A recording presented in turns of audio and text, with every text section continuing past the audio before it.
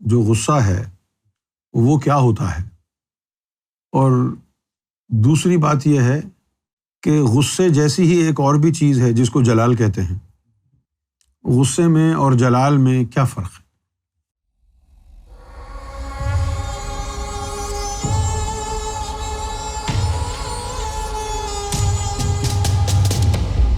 لوگ کہتے ہیں کہ جو انسان زیادہ غصہ کرتا ہے وہ دل کا صاف ہوتا ہے، لیکن غصہ تو حرام ہے، تو اس بات کا کیا مطلب؟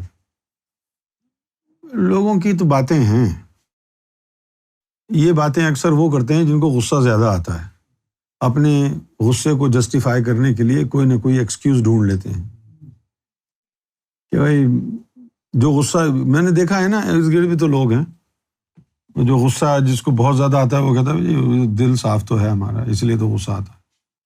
نہ، غصہ تو حرام ہے۔ اچھا، اب غصہ حرام کب تک ہے؟ پہلی بات تو یہ ہے کہ جو غصہ ہے وہ کیا ہوتا ہے، اور دوسری بات یہ ہے کہ غصے جیسی ہی ایک اور بھی چیز ہے جس کو جلال کہتے ہیں، غصے میں اور جلال میں کیا فرق ہے؟ کون سی چیز حرام ہے، کون سی چیز حلال ہے؟ جب تک آپ کا نفس ناپاک ہے تو کوئی بھی بات جو آپ کے نفس کو بری لگے گی آپ کو غصہ آ جائے گا، کیونکہ وہ نفس کی وجہ سے غصہ آئے گا۔ جو چیز نفس کی طرف سے ہو وہ حرام ہے، لیکن جب آپ کا نفس پاک ہو جائے گا پھر آپ کے نفس پہ کوئی چوٹ مارے گا نا، پھر آپ کو غصہ نہیں آئے گا۔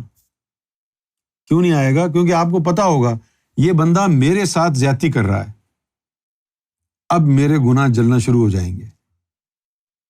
اگر کوئی غصہ نکالتا بھی ہے، گالی گلوچ کرتا بھی ہے، آپ چپ کر کے سہ لیں، لیکن آپ کو تو نفس کہتا ہے میں کسی سے کم ہوں کیا، میں کیوں سہوں؟ تو اس لیے سہ کہ اگر تو نے کسی کا غصہ گالی گلوچ سہ لی تو رب تجھے اس کا بدلہ دیتا ہے، تیرے گناہ جلتے ہیں۔ وہ تو اپنی مردانگی میں گالی گلوچ کر کے چلا گیا اور اس نے سمجھا دیکھو بھیگی بلی کی طرح جو ہے چپ کر کے بیٹھا ہے، لیکن اس کا اجر کتنا ہے آپ کے لیے، اور وہ اجر جو دنیا میں ہی آپ کو مل جائے، گناہوں سے چھٹکارا۔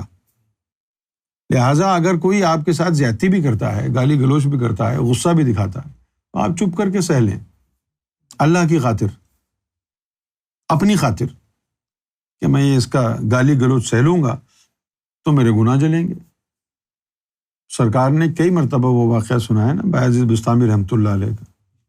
ایک شخص ان کی برائی کرتا تھا، آپ نے اس کا وظیفہ مقرر کر دیا، وہ برائی بھی کرتا رہا، وظیفہ بھی لیتا رہا۔ ایک دن اس کی بیوی نے اس کو کہا یا تو نمک حرامی چھوڑ یا برائی کرنا چھوڑ، تو اس دن کے بعد جو ہے اس نے برائی کرنا چھوڑ دی۔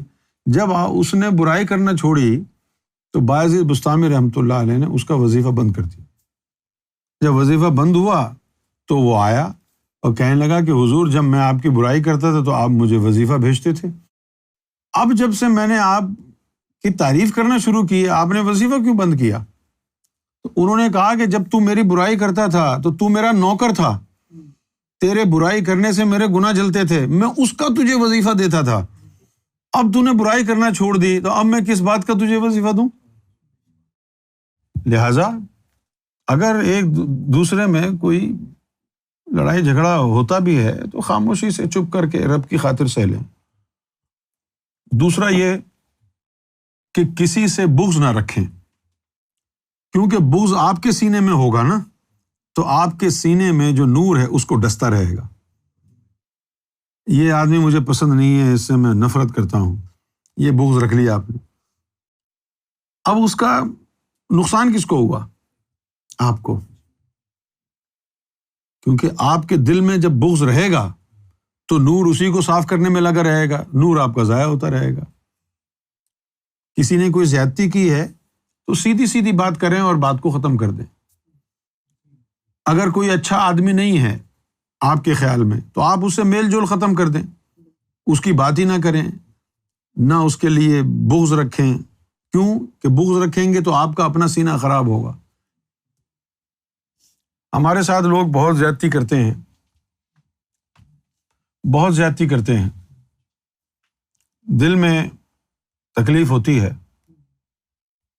بہت تکلیف ہوتی ہے دل کو، جھوٹی جھوٹی کہانیاں بناتے ہیں ہمارے خلاف، بدنام بھی کرتے ہیں، کسی کا گناہ کسی کے سر ڈال دیتے ہیں، یہ سب کچھ کرتے ہیں، غصہ بھی آتا ہے ایسے لوگوں پر۔ لیکن میں یہ دیکھتا ہوں کہ سرکار کی طرف سے جو نور کی ایک آبشار دل پر گر رہی ہے، وہ دل کو دھوتی رہتی ہے، لہٰذا دشمن کے لیے بھی دل میں بغض جمع ہوتا ہی نہیں، دشمن کے لیے بھی نہیں ہوتا، کیونکہ وہ آبشار جو ہے وہ دل کو گندا ہونے نہیں دیتی، کوئی برائی آ بھی گئی تو وہ دھو دیتی ہے۔ یہ جو محفل یہاں آپ روزانہ آتے ہیں، اس محفل میں بھی آپ کے ساتھ تھوڑا بہت ایسا کچھ ہوگا کہ آپ کے دل کے اوپر نور کی برسات ہوگی تاکہ وہ جل جائے، لیکن آپ کوشش بھی تو کریں۔ سرکار نبی پاک صلی اللہ علیہ وسلم نے فرمایا کہ جو رشتہ توڑے تو جوڑ، لہٰذا سب لوگوں سے یاری دوستی بنا کے رکھیں، کسی سے بغض نہ رکھیں۔ ایک حدیث شریف میں آیا کہ مومن کے لیے یہ ممکن نہیں ہے کہ وہ 3 دن سے زیادہ اپنے کسی مومن بھائی سے خفا رہے۔ ممکن کیوں نہیں ہے کہ 3 دن کے اندر اندر جو بھی اس کے دل میں بغض آئے گا نا، اگر وہ ذاکر قلبی ہے تو مومن تبھی ہے نا، تو وہ ذکر قلب اس کو دھو دے گا۔ اور اگر 3 دن سے زیادہ ایک دوسرے کے دل میں چپقلش رہی تو معلوم یہ ہوا کہ تمہارے دلوں میں ایمان ہی نہیں تھا۔ ایمان ہوتا تو 3 دن میں دھو دیتا، دل میں نور ہوتا تو وہ دھو دیتا۔ اور پھر ان دشمنیوں سے، ان لڑائی جھگڑوں سے حاصل کیا ہوتا؟ لہٰذا آپ لوگوں کو مشورہ ہے کہ کسی کو دشمن نہ بنائیں، کسی سے بغض نہ رکھیں، جو بندہ پسند نہ آئے اس سے ملنا جلنا چھوڑ دیں، تعلق ہی نہ رکھیں۔ بھائی پنجابی میں کہتے ہیں نا کہ جس پنڈ جانا نہیں اودی راہ کیوں تکنی، ہے نا؟ یعنی جس گاؤں میں آپ نے جانا نہیں ہے اس کا راستہ دیکھنے کی کیا ضرورت ہے؟ یعنی جس شخص سے آپ کی بنتی نہیں ہے اس سے تعلق رکھنے کا کیا فائدہ ہے؟ یہ نقطہ سمجھ میں آیا ہے نا؟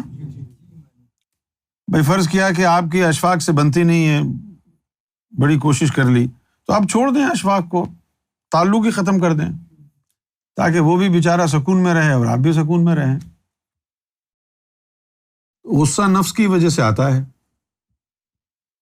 اچھا، پھر جب آپ کے اندر رب کا بصیرہ ہو جاتا ہے اور پھر اللہ رسول کے خلاف کوئی بات کہے اور آپ کے اندر نور ہے، اللہ کی محبت ہے، تو پھر وہ اللہ کا نور جوش مارتا ہے، اس کو جلال کہتے ہیں۔ آپ کسی کو برا بھلا کہتے رہیں مومن کو، اس کو غصہ نہیں آئے گا، لیکن اگر مرشد کو کچھ کہا تب وہ نہیں چھوڑے گا آپ کو، کیونکہ وہ جلال ہے، وہ غصہ نہیں۔